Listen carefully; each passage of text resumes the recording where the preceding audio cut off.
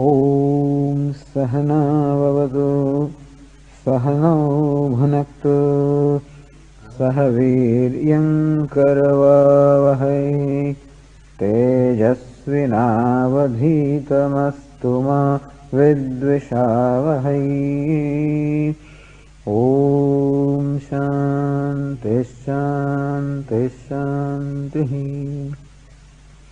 नमः श्री शंकरानंद नमः Shri Shankaranand गुरुपादाम्बुजन्मने गुरुपादाम्बुजन्मने सविलास महामोह सविलास महामोह ग्राहग्रासैक कर्मणे ग्राहग्रासैक कर्मणे। In last several verses, the teacher is explaining here how is it that when Brahman, which is one without a second, Advitiyam, how can Brahman, which is one, become the cause for the creation which is diverse and multiple? So how Brahman, which is one without a second, can be the cause of universe, which consists of all the diversity and multiplicity? The answer was given that Brahman becomes the cause because of Maya. So it is because of Maya that Brahman becomes the cause of this creation. And the example was given, Mrit Shaktivat, just as the power inherent in a lump of clay, for example, how that projects various forms upon the clay. How from one lump of clay so many pots and pans and pitchers are made. So one clay becomes the cause of the diversity of pots and pans. And how did that happen? Because of, let us say, Shakti, or the power that is inherent in the clay. Is that power that projects all these various names and forms upon the clay. It's clay alone which is in the form of these various parts, but then, as we said, clay has now become the cause of this multiplicity and diversity of the pots and pans. So the Shakti, or the power inherent in the clay, can be said to have projected this multiplicity upon the clay, and that's how this creation comes about. Similarly also, Brahma Shakti. Thus we say that there is a Shakti, or the power associated with Brahma. Anekan Anutan Sujet, and thus this Maya similarly also creates this world of multiplicity and diversity. And thus, what is creation? Nothing but the projection. If creation was something real, then of course it would have been a different matter. But in each case, we are talking about the creation which is the nature of just projection. Even when you make from the clay this pot, nothing new is created. It's the clay alone in a different form, or we call it pot, and therefore we say that this name and form is projected upon the clay. And so also Brahman alone is what we call this creation, nothing but Brahman alone. But then these names and forms are projected upon Brahma. So this is one example. Or, if you are not very satisfied with that example, take this other one here. Because someone may feel that the clay and the pot seem to enjoy the same degree of reality, whereas Brahma and Jagat do not enjoy the same degree of reality, and so this clay and pot example doesn't seem to be an apt illustration. So this is Yadva Jivagata Nidra Swapnaschatra Nidarshanam Swapnaschatra Nidarshanam. Or let us say that the dream can be taken as an example. Swapnagata Jivagata Nidra. How the Nidra, or that ignorance associated with the individual in the sleep, creates this world of dream. So dream may be considered to be the illustration of the projection of multiplicity and diversity. How one jiva, namely I, becomes the cause of the diversity and multiplicity of the dream creation. Nidra Shakti yatha jive durghata swapna karani. Just as Nidra Shakti, just as the power of projection which becomes manifest in the sleep. How durghata swapna karani, how it creates a dream which is durghatam, which is impossible, which is in fact impossible, but how the dream which is impossible is nevertheless created by that power of projection which obtains in the sleep. Brahmani esha sthita maya srishtisthit chintakarani. And similarly also this maya that abides in Brahman similarly also becomes the cause of the creation, sustenance and dissolution of this world.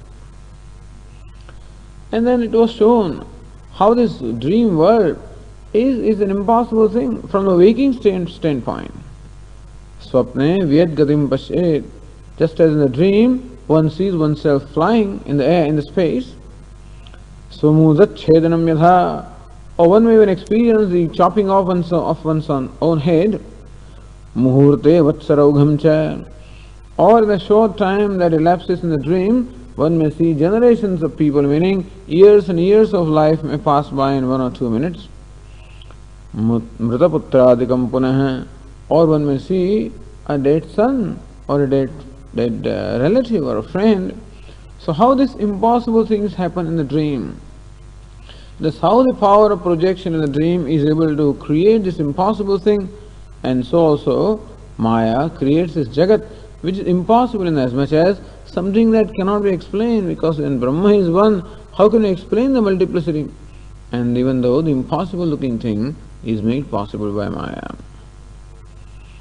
But you might say that the world of waking that we experience is all vyavasthita, meaning it is all order. So we find that the waking world which you are talking about has all order, the cause and effect and everything. The dream world doesn't have an order. So how do we present dream world as an example to explain the waking world? He says, well, idam yuktam, idam naiti, vyavastha tatra durlabha. See, when you are in the dream, at that time, it appears fine. So you may become a child, different kinds of dreams can happen. You yourself can become a child, you can become a grown-up person, and all kinds of things can happen. At that time, it all appears appropriate. You don't think there is anything wrong at that time. So just as when I am awake, I think everything is fine and in order, and so when I am in dream, everything looks in order. Therefore, being in order is only a relative thing. So the waking world is in order for the waker, the dream world is in order for the dreamer, and so idam yuktam, idam naiti vyavastha tatra durlabha. When we are in dream, then it is not possible for us to ascertain that this is right and this is wrong, this is proper, this is improper. It's only when we wake up that we realize that that was a very funny or impossible experience, but not when I am having that experience in the dream. Yatha yathekshate yadyad tattad yuktam tasa tasa. In the dream, whichever way we perceive things, we find that it is quite proper. In that sense, dream does serve as a very good illustration to explain the waking world. And therefore, idrasho mahima drashtaha nidra shakter yada. When nidra shakti, meaning when the power of projection in the dream, when it is idrasho mahima, so is the greatness of that power of projection in the dream that can create such impossible things. Tada maya shakte achintyoyam mahimadi kimadbhutam. Then that maya shakti can have an incomprehensible greatness, then it is of no surprise.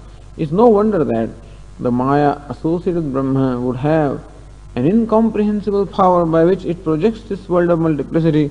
It is no wonder when the projecting power associated even with an individual has the capability of projecting that amazing dream world. Now continuing the discussion with verse 90. Apraytamana brahmanishthāyaha māyāyaha jagadhetutve drashtāntamaha. This maya, apraytamana brahmanishtha, maya that abides in Brahman and effortlessly abides in Brahman. So maya such as that, jagadhetutve drashtāntamaha. Now verse 90 uses drishtanta or an illustration to explain how maya can be the cause of this creation.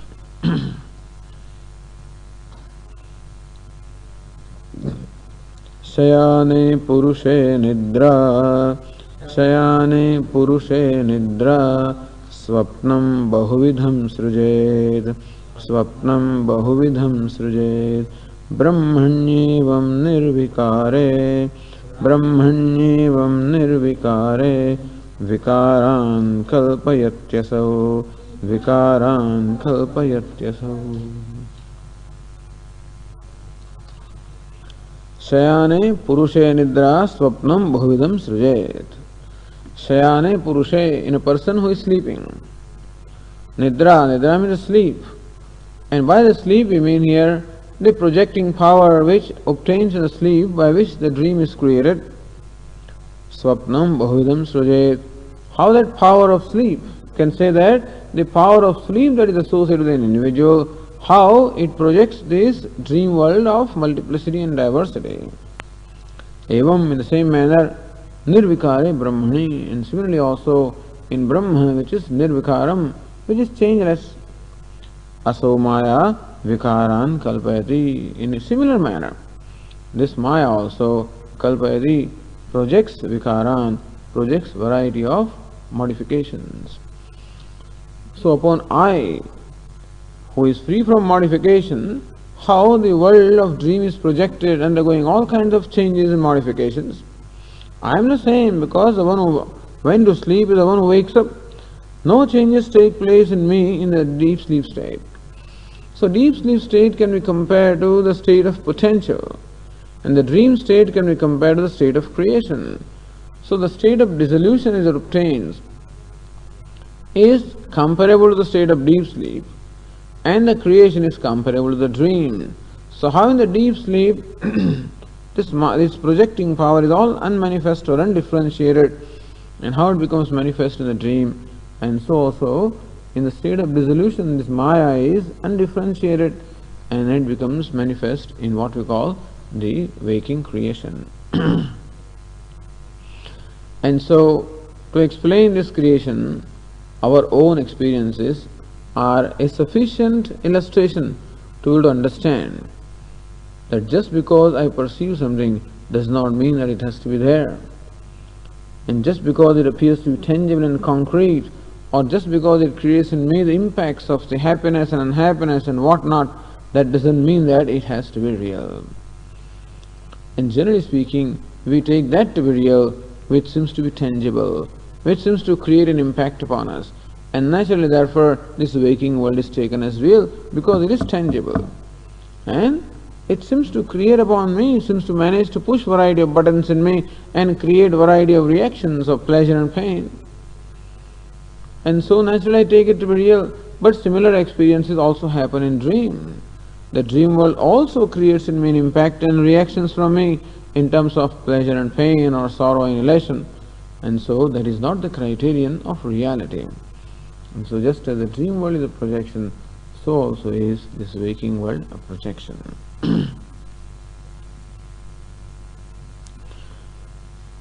Then verse 91, Maya srishtan padarthan darshayati. So what kind of objects does this Maya project? That is being said in verse 91.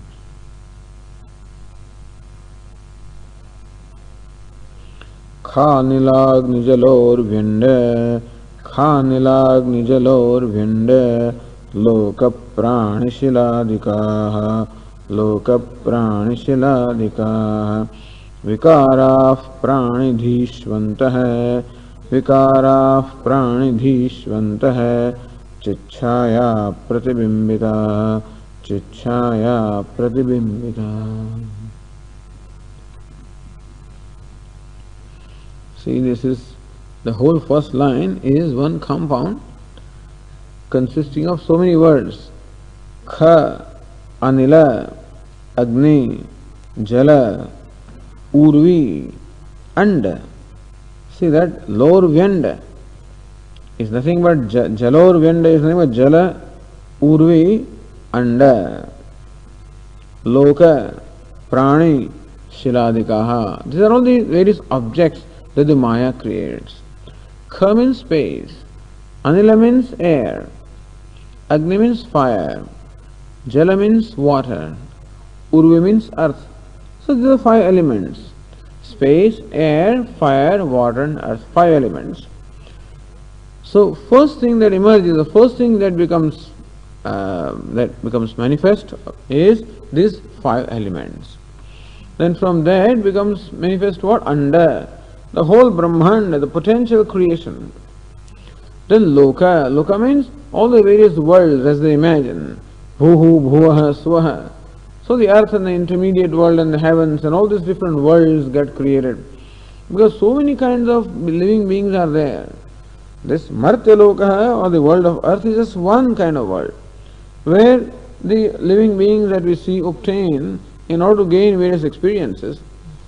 They imagine 14 worlds like that, which are inhabited by different kinds of living beings, gaining different kinds of experiences from different kinds of objects. So anyway, these lokas are created, all the different worlds are created. Prani and various living beings obtaining in these worlds are also created. Shiladikaha, an inert object or insentient object such as rocks and so on and so forth. So all of these are created by Maya. So 5 elements, the whole cosmos, in that this different. So how you can see how the whole universe slowly takes shape. First the space, then the air, then the fire, then the water, then the earth, and then the whole universe takes shape. And slowly in that start appearing the different worlds. In that then start appearing different living beings. In that then start appearing different objects of experience. The animate and inanimate objects, and this is how the whole universe gets projected by Maya. Then a question arises, Nanu paṃcabhautikattvena samyepi keshanchit chetanatvam keshanchit jadatvam kutahiti. So alright, you see what you call these inanimate objects, such as tables and chairs and rocks and whatnot, which are inanimate objects, insentient objects, they are also made up of what we call the 5 elements. So every object in this creation is made up of the 5 elements. So for example, in this crystal also you can find the 5 elements because it makes sound. Then it has a sense of touch. Then it has a certain smell. Then it is a certain form. It is a certain taste. And thus we say that all the 5 elements are present here. And thus take any object. Every object has smell and taste and touch and whatnot. And so the various objects that we experience are composed of the 5 elements. The proportion of the 5 elements being different, every object differs from every other object. And so, as Chandogya Upanishad shows, they say that all the objects are made of 3 elements, fire, water and earth. And the red color that you find in an object belongs to fire, the white color that you see belongs to water, and the black color that you see belongs to earth. And then you can see the combination like in a pigeon, different kinds of things are there. So it's a combination of these elements. In short, we say that all the sentient and insentient objects, all of them are made of the 5 elements, including my body, which is what we call the sentient. And this also is made up of the 5 elements, because my body also makes sound. It also has a sense of touch. It also has a form. It has a smell. It has a taste, and so on and so forth. So body and everything is made of 5 elements. Nanu paṃcabhautikattvena samyepi. Thus what you call sentient and insentient, all these objects, all of them are made of the 5 elements only. Keshanchit chetanatvam, keshanchit jadatvam kutaha. Then how come some of the objects are inanimate and some of the objects are animate? Some of them are inert and some others are sentient. How come these kind of differences are there when all the objects are in fact made of 5 elements? That's the common material cause. So this question is answered in the second line. So Shiladikaha Vikaraha. All these modifications right up to the rocks etc. are created by Maya. Pranidhishu Antaha Chichaya Pratibimbita. Pranidhishu Antaha. So Prani Sharireshu Antah Karaneshu. The only difference between the animate and inanimate or sentient and insentient beings is Then what you call sentient beings, there is a subtle body. This is what we call prani dhishu. Within these living beings, we have what we call antahkarana, meaning a mind or a subtle body. And this subtle body, it reflects what we call the consciousness. And so the consciousness reflected in the subtle body manifests as life. So, how come some are lifeless, some are living, and others are inanimate objects? So, which are the objects that are living?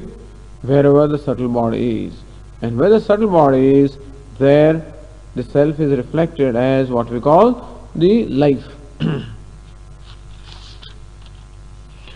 Prani sharireshu antahkaraneshu chaitanya pratibimbanat. On account of pratibimba or reflection of chaitanya of the consciousness, chetanatvam, therefore these objects are called chetana, what we call the conscious, sentient objects. So chitchaya pratibimbita, the consciousness gets reflected. Itaratra tadabhava jadatvam ityartha. Elsewhere, in what we call inanimate object, since the subtle body is not there, there is nothing that reflects the consciousness.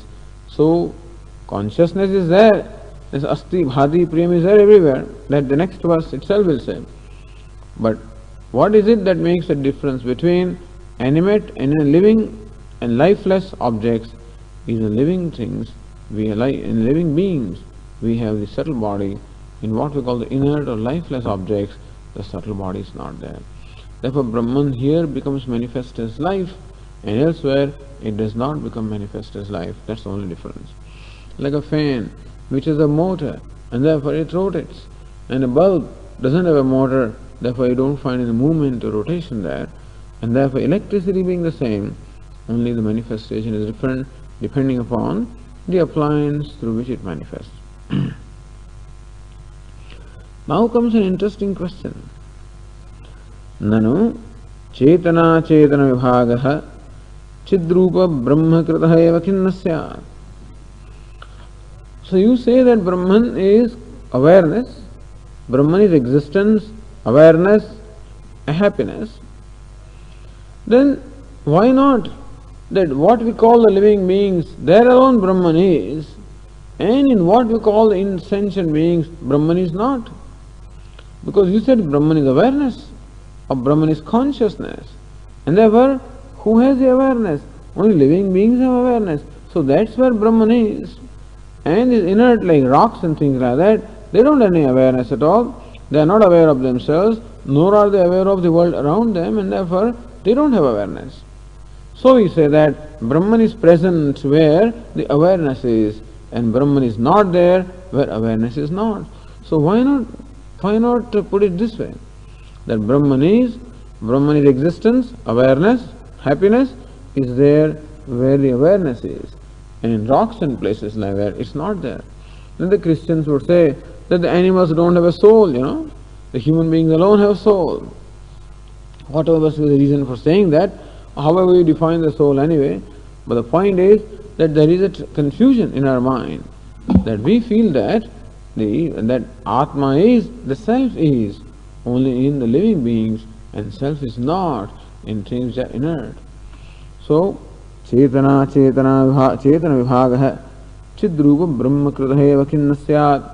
Why not we say that Brahman is present in the living beings, and Brahman is not there, or Atma is not there in the inert things?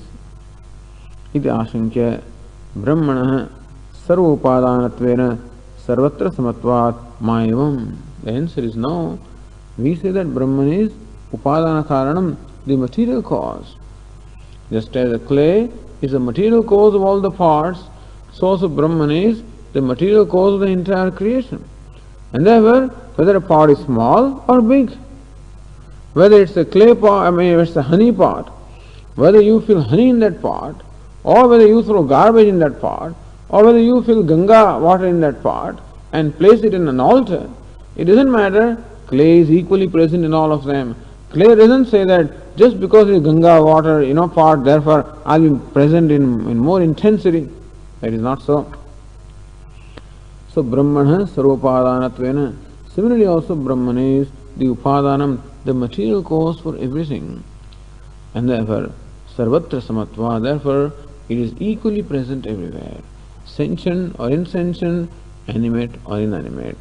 And therefore, it cannot be that the division between the sentient and insentient is brought about by presence or absence of Brahma, because Brahma must be equally present everywhere.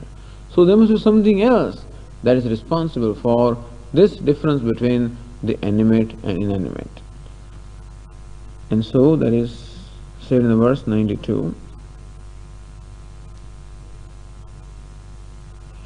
Chetana chetaneshveshu Chetana chetaneshveshu Satchidananda lakshanam Satchidananda lakshanam Samanam brahma bhidyete Samanam brahma bhidyete Nama rupe prasak prasak Nama rupe prasak prasak.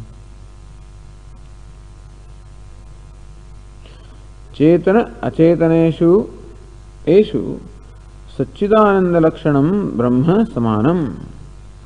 Whether it's chetanam or achetanam, whether object is animate or inanimate, living or inert. Satchidananda lakshanam brahma samanam. Brahman of the nature of Satchit Ananda samanam is equally present everywhere. Then what is the difference? What is the difference between, or what is that makes the difference between the sentient and insentient? Vidyete nama rupe prasak prasaka. It is the name and form that are different. The upadhis are different. Just as electricity is one, but the upadhis, appliances are different. It is bulb and heater and fan. And how therefore the same electricity manifests in one case of fan as motion, in case of heater as heat, in case of bulb as light. So how the same electricity becomes manifest in different ways? It is not the electricity is in different intensity in different things. Or the electricity is different in different things. Electricity is one, but then what accounts for the differences is what we call the upadhi. And so also Brahman is the same. And therefore Brahman is present in the crystal also, in the book also, in chair also. Whatever that is nothing but, Brahman alone is.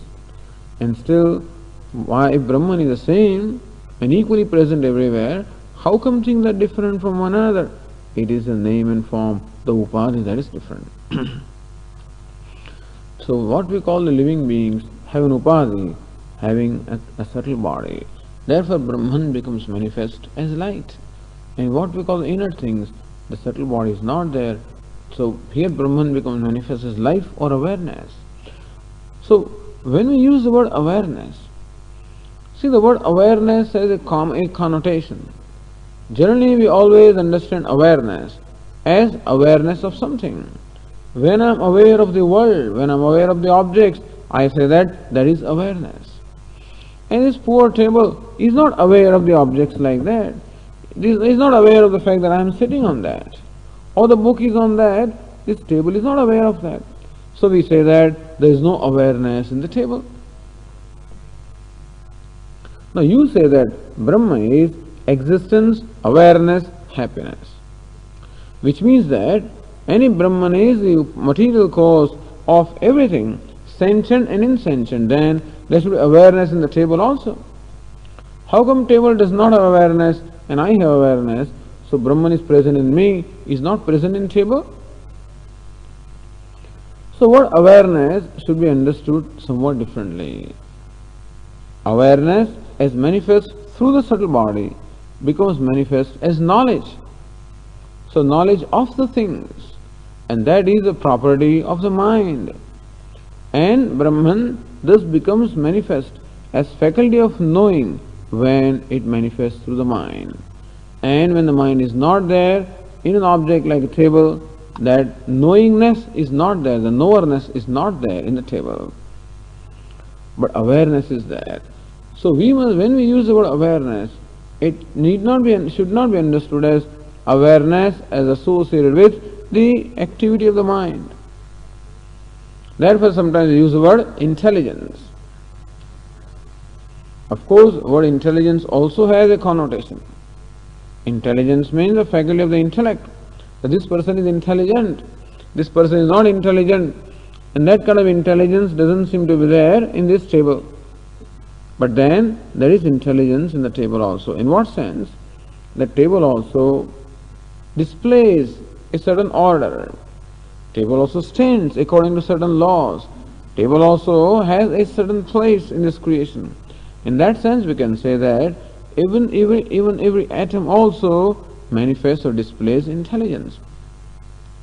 Because atom also functions in an intelligent manner, has an intelligent place in this creation, and therefore everything displays what we call intelligence. So awareness is not the awareness of the mind. That is not what is meant by Brahman being awareness in that sense. Awareness is the ability to reveal itself. So table also reveals itself. Chair also reveals itself. So existence, awareness and happiness or agreeableness. So that is what we mean by the ability to reveal itself. A chair reveals itself. Table reveals itself.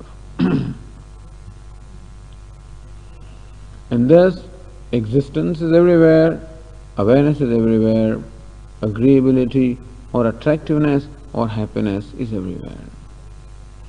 So it was said, and all these verses are nothing but an elaboration of that verse from Drugdasya Viveka. Asti bhati priyam rupam nama chetyam sa panchakam adyatrayam brahma rupam jagad rupam tadodvayam. That every object has these five aspects: asti, bhati, priyam, rupa and nama, of which asti, bhati and priyam is Brahma, and rupa and the nama is what we call the projection or jagat. And thus this flower is, the flower shines, the flower is a source of happiness. So that it shines is the awareness. That it is existence. That it is a source of happiness is happiness. That it is a name and form, that is its own unique characteristic. So nama rupe prasak prasak. So it is a name and form which is what we call upadhi, that is different in every object, but existence, awareness, happiness. Sometimes we call it harmony, sometimes we call it order. So how the same order obtains in every atom? That order or that intelligence or that harmony, isn't it that every atom also in this creation is in the same harmony? So if we imagine one universal harmony in this cosmos, then every particle also is in keeping with that harmony. Like a rhythm is there in this creation. That's why the creation is looked upon as a dance, a cosmic dance of Lord Shiva. So Lord Shiva dances at the time of destruction, but Lord Shiva dances even as a sustenance. So whole universe represents a rhythmic dance of the Lord. So there is a rhythm, there is a timing, a rhythm, and everything is there in this creation. And we can say that every atom also participates in the same rhythm. In that sense, there is the same order, same harmony, same intelligence, same happiness, same existence displayed by everything in its own way. An atom displays that in its own way. A crystal displays that in its own way. An animal displays that in its own way. A human being displays that in its own way. So manner in which they display this is different, because the upadhi, the medium, is different. But then what is displayed is the same. So it's very beautiful. That's what we call vibhuti of the glory, that everything is different. And that's why, like every little child dresses up, and comes and displays, like we have in the school, the fancy dress competition, Every child dresses in its own way. Somebody becomes Rama, somebody becomes Krishna, somebody becomes, a tiger, somebody becomes whatever. And how they come and display themselves. Well, the same child can come and display itself in different dresses. And so also same Brahman, same order of harmony displays itself in these different names and forms. And thus this whole variety is created for us to enjoy.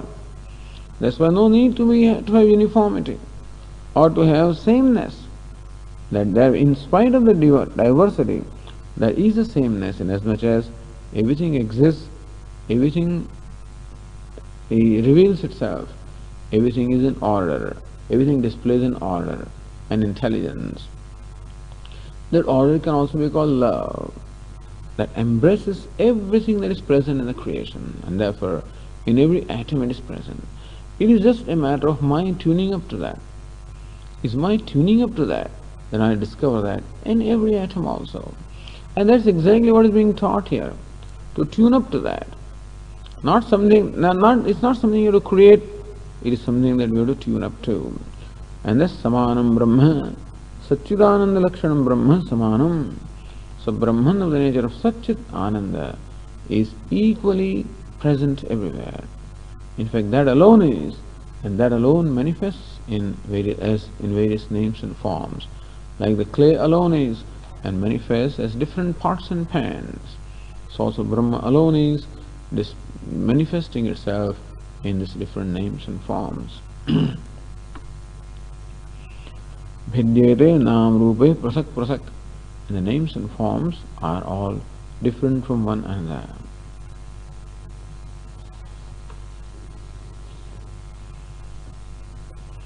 How can it be that one Brahman alone be the cause of the animate and inanimate objects? How can it be?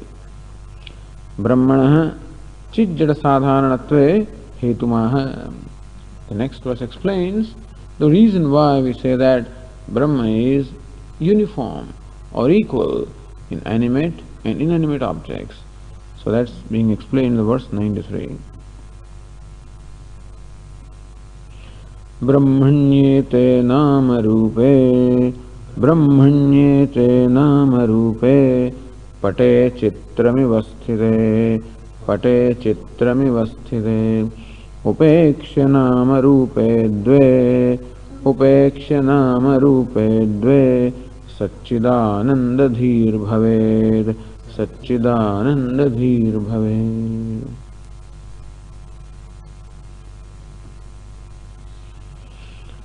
Brahmani ete nam rupe pate chitram ivasthite. Ete nam rupe, this too, namely the name and form, Brahmani sthite, they obtain in Brahman. Just as pate chitram iva, just as pata means the cloth or a canvas. Chitram means the painting or the picture. So how you find a painting supported by that canvas? And how in that painting you can have a variety of objects, animate as well as inanimate objects. Or take the case of a screen of a movie now. They didn't have it those days.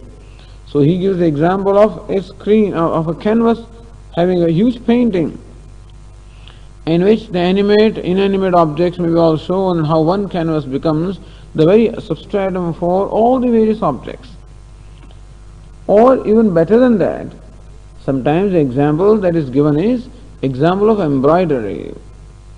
How embroidery that is made from one thread, and how someone makes that embroidery from one thread, and a whole complicated pattern can be created from one thread in the embroidery.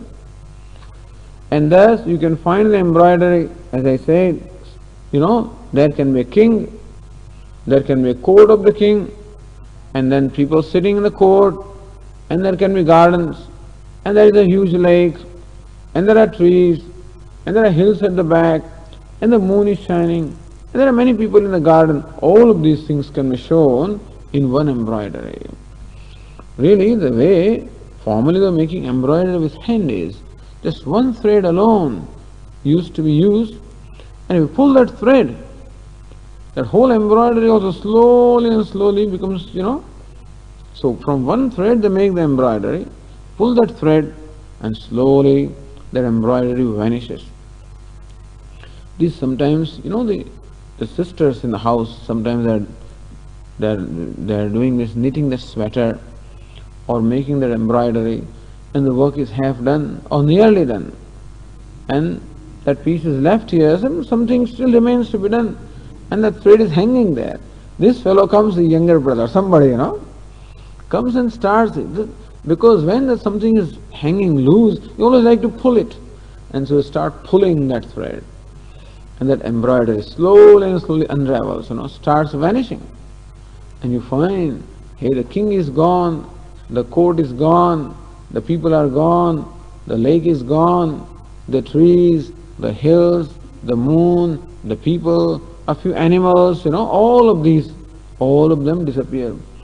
By the time she comes back, she finds this whole mess. You can imagine, this fellow gets beaten up very well, of course, if he doesn't manage to run away from there anyway. And similarly also, in the knitting the sweat, the same thing happens, But anyway, there must be something, that these poor girls always do this, and these stupid fellows, they always, they always want to pull things out anyway.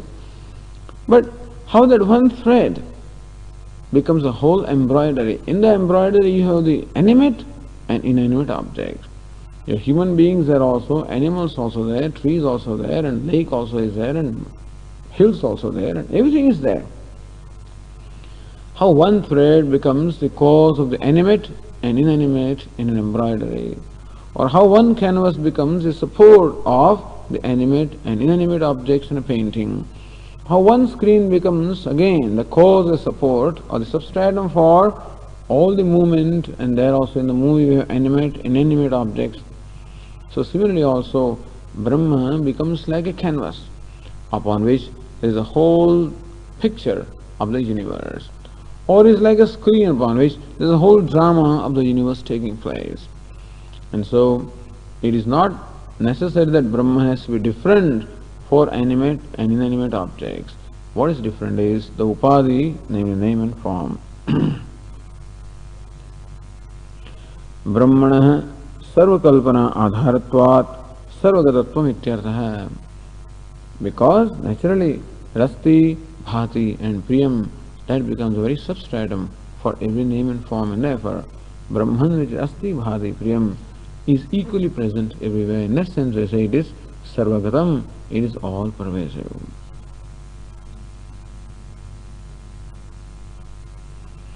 Tat kasam avagamyate iti akankshayam, iti ashinkayam. So how do we know this Brahman? How can Brahman, or this Lord, who is everywhere, in everything, animate or inanimate, and good and bad, right and wrong, evil and sin, whatever it is, saint and sinner, everywhere Brahman is equally present.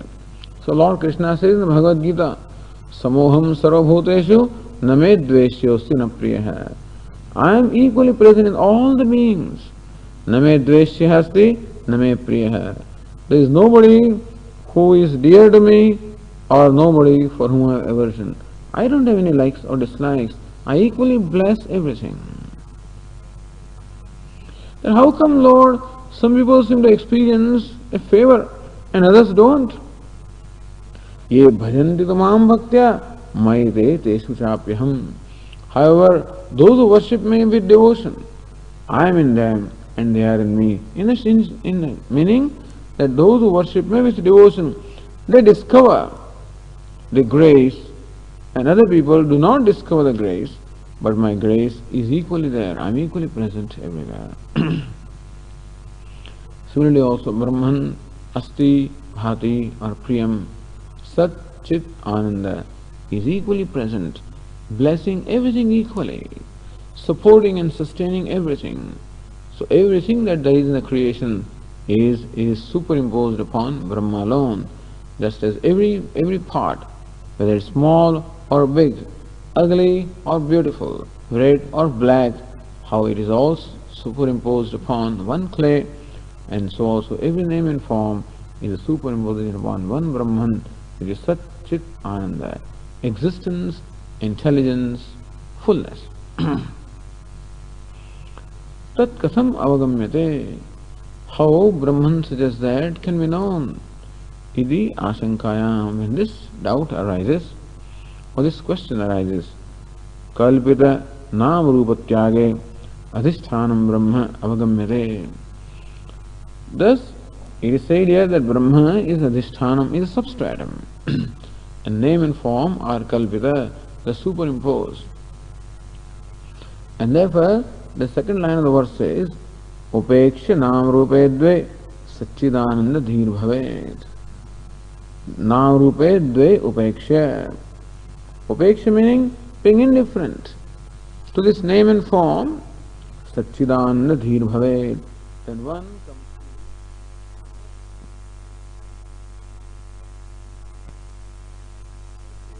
every name and form. Upeksha nam rupe dve. So, upeksha meaning what? Being indifferent to the name and form. Now this also, when it is said, it comes across in different people. Being indifferent to name and form sounds like insulting name and form. Sounds like being indifferent to this creation, or sounds like dismissing the creation.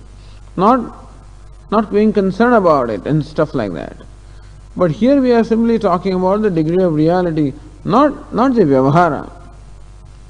It is not said here that you just become indifferent or insensitive to the creation, etc. That is not the idea.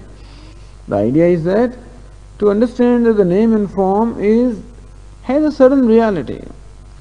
But every name and form in fact manifests a much greater reality in terms of Brahman, which is Asti, Bhati and Priyam. So also make note of that Asti, Bhati, Priyam. When it is said that Upeksha or be indifferent to name and form, first step is that recognize that Asti, Bhati and Priyam is associated with every name and form. That a name and form cannot exist unless Asti, existence is. It cannot shine unless Bhati, the awareness is, intelligence is, and it cannot be an object, of any usefulness or agreeability unless that Priyatvam is there. And thus every object reveals Asti, Bhati and Priyam. So even while making note of the name and form, don't lose sight of the Asti, Bhati and Priyam. And then what? Then we recognize that the name and form is subject to change. Sometimes it may be agreeable, sometimes disagreeable, sometimes good, sometimes bad. These are all the relative standards of good and bad and right and wrong. All of these are the attributes of name and form which enjoys a relative reality.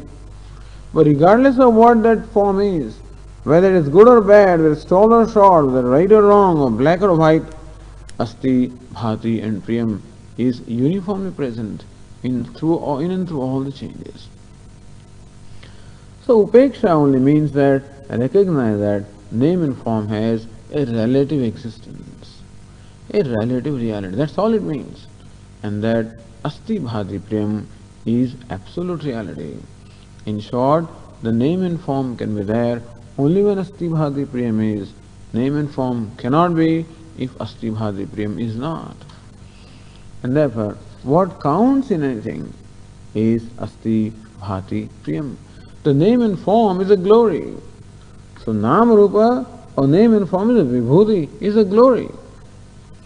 And that also has its own, that's why Lord Krishna describes the whole universe as His glory.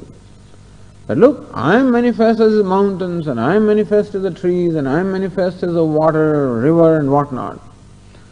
So appreciate that this is all my glory. Whose glory? Of Brahma, of Satchit Ananda, or Asti, Bhati and Priyam. So that alone is the mountains, that alone is the trees, that alone is the rivers, that alone is the sun and moon and stars and human beings and animals and birds and trees and whatever it is. Animate and inanimate, all of this is nothing but the glory of one Brahman, Asti, Bhati and Priyam. To recognize this is called Upeksha. Upeksha means being indifferent, meaning they recognize that the name and form, the reality is a relative reality. And therefore it doesn't matter in what wrapper the candy comes, the chocolate comes in what wrapper, doesn't matter. So as we said the other day, Upeksha, be indifferent to the wrapper. The wrapper also has a role to play in as much as the chocolate comes in that. But the important thing is the chocolate. And the wrapper is there, fine, you can enjoy the beauty of the wrapper. So you can have colorful wrappers and things like that to make life more enjoyable, which is fine. But a wrapper is not enjoyable just for the sake of wrapper. Wrapper is enjoyable because it wraps a candy.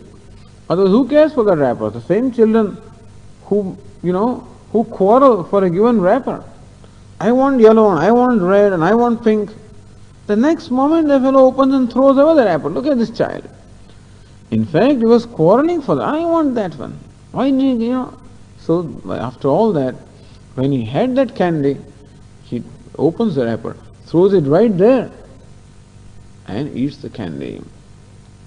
So the child also knows the wrapper is not important. But for some reason, because of Brahma, some kind of problem with something in the mind, because which it gave the importance to the wrapper. Maybe there is a need to distinguish himself from other children or whatever it is. But then he doesn't know. So he himself throws away the wrapper. Similarly, name and form is a wrapper. And thus, to the extent that we recognize this, to that extent, the name and form, or the peculiarity of the name and form, will not have the kind of impact that it has upon us in terms of invoking different emotions from us. That is because we give the reality.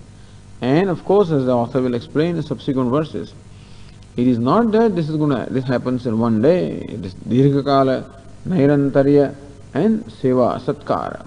Satkara Sevira.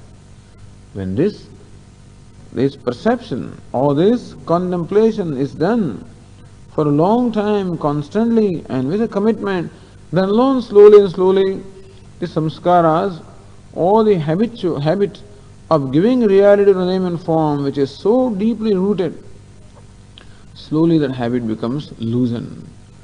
But anyway, when you meditate, you can meditate this way. About any person, about any object, that there is a name and a form. And that name and form reveals existence, asti, bhati, and priyam. And the name and form appears to be concrete. Asti, bhati, priyam doesn't have any tangibility at all. Therefore, but that concreteness, like the water, when it becomes concrete, becomes an iceberg. Very tangible. Does it mean that its substance has changed? That liquid water doesn't have tangibility, and that iceberg seems to be a tangible, solid thing, and therefore it is real and the water is, the substance still remains to be water only.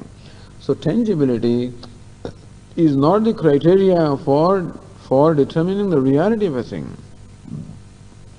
Reality is that which cannot be negated. And therefore, the iceberg may melt and still the water remains, the shape goes away. And this is also elaborated in a text called Drug Drishya Viveka, which in fact we did partly last time. We might complete it this time after this. But the Upekshana Rupe Dve Satchidananda Tatparaha. There also he says that Abhinna Satchidanandaha Bhidyate Rupanamani. Again, it was sort of said, everywhere in all the five elements, in all the objects, Satchit Ananda Abhinna is uniform, and the names and forms is what distinguishes one object from the other. So, recognizing that name and form is kalpita, is projected, and asti bhati priyam is the substratum. Upeksha nam rupe dve satchidananda dhir bhaved. So that satchidananda dhi means knowledge.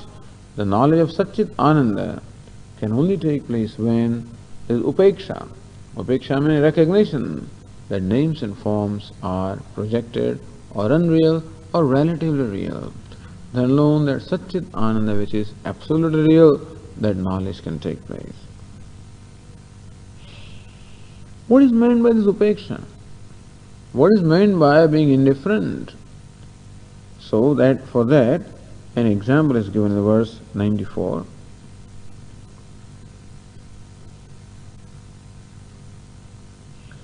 Jalasthe dho mukhe swasya Jalasthe dho mukhe swasya Dehe drushtepyupekshatam Dehe drushtepyupekshatam Tirastha eva dehe sve Tirastha eva dehe sve Tatparyam syad yatha tatha. Tatparyam syad yatha tatha. Jarasthe adhomukhe swasya dehe drushtebi. Nire adhomukhe dehe paridrushyamanebhi. Let us say that you are standing on the shore of a lake and you see your own reflection in the water. If the water of the lake happens to be clear and transparent, then it will reflect you clearly. And therefore, you may see yourself reflected in the water. And what's the nature of that reflection? Is upside down naturally. So you are standing on the shore of a lake, and there is a reflection of you in the water of the lake, which reflection is upside down. So adhomukhe, his face is downward. Here when I am standing there, the face is up here, and my head is up, and the reflection has the head down. So, nire adhomukhe dehe paridrushyamanebhi drushtabhi. Even though we see that body, or see my body, which is upside down, with the face down in the water, tam upeksha tatra adaram parityajya. I see it, and still I don't give any reality to that. That's all. So, as we said, just because I perceive something does not mean that it is real. Just as I perceive the mirage water doesn't mean that it is real. I perceive my reflection does not mean that it is real. And thank God that we know that. If we did not know that, it can create all kinds of problems. Like in a child, it can create problem. Child may feel that somebody is there inside, in the mirror, and it starts crying because it doesn't know that it is looking at its own reflection. But when one knows that the reflection is unreal, one becomes indifferent to the reflection. One becomes indifferent to the shadow. Doesn't matter how long the shadow is and how short the shadow is and how the shadow looks also and where it falls. It may fall in the ditch, it may fall in the gutter also. I don't care because I know the shadow is unreal. I am not the shadow. And even a vehicle can pass over the shadow and I don't scream because I know that shadow is unreal. And so also I know the reflection is unreal. It doesn't matter how the reflection looks like. Sometimes in a mirror, if the mirror is crooked, the reflection also may appear to be crooked. And say, I don't care, I do whatever I have to do. I sometimes when you go to some places, particularly when you travel in India in a train, and there are mirrors in the toilet, and generally speaking, if you look at those mirrors, you will see, and you do like this, and you find there are, there are wrinkles in that mirror, So your face also looks very funny as you go up and down. You enjoy that, you don't care. In fact, children enjoy it more. I guess elders also might do that. But still you use that mirror for whatever you have to do. And how there is an upeksha or indifference to the reflection. Because one knows the reality of reflection is relative with reference to one's own face. Tirasthe eva dehe sve tatparyam. And even though I see that reflected body with the face downward, how I become indifferent to that. I don't have any regard, I do not give any reality to that. And I continue to give reality to my body which is standing on the surface. Yatha tatha. So tatradaram parityajya tirasthe swadehe tadviparite mahotva buddhi yatha. And still I continue to call this body alone as mine. And similarly also, so this is an example of upeksha. Upeksha, indifference, doesn't mean a hatred or anything. It's not that you cannot enjoy that reflection. You can enjoy it. In fact, you can enjoy it only when you know it as reflection. Otherwise, you can't enjoy it. If you think it is real, then you cannot enjoy it. It can cause a lot of problems. Like in Ahmedabad, there is a little children's park, and then there is one building in which all kinds of mirrors are there. And you look in the mirror, and sometimes you look very fat, sometimes you look tall, and you look very funny. And people go there and enjoy. They laugh and laugh and laugh. How can they laugh?